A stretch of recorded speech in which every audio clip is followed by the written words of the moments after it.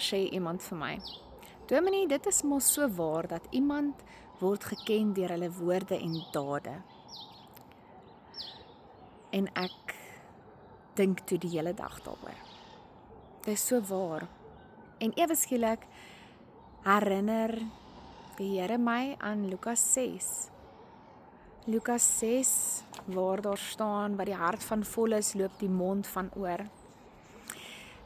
As jy gaan kyk na die groter verhaal, Jesus is daar besig om te verduidelik oor die goeie boom en die slegte boom, hoe om te weet of 'n boom goed is of sleg is. 'n Goeie boom dra goeie vrugte. Net so moet ons ook besef dat wat in ons hart aangaan, het 'n baie groot impak oor wat uit ons mond uitkom. As daar goedheid, geloof, mooi dinge binne in ons hart is, binne in ons gedagtes is, dan word dit gereflekteer of dit kom uit in ons doen en late, dit wat ons sê, dit wat ons doen. En wanneer daar bitterheid, kwaad, welis, selfsugtigheid in ons hart broei, dan kom dit ook uit in ons woorde en dade.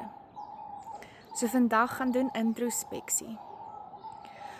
Dit wat binne in jou hart is, wat jy dalk voor die Here se voete moet neersit, gaan sit dit voor die Here se voete neer. Sodat jy ook goeie vrugte kan dra. Sodat daar nie iets uit jou mond uitkom wat iemand kan seermaak nie.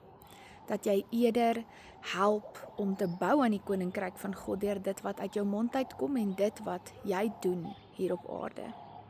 Mag jy 'n geseënde dag hê en mag jy werklik 'n seën wees vir almal in jou lewe. Mooi dag.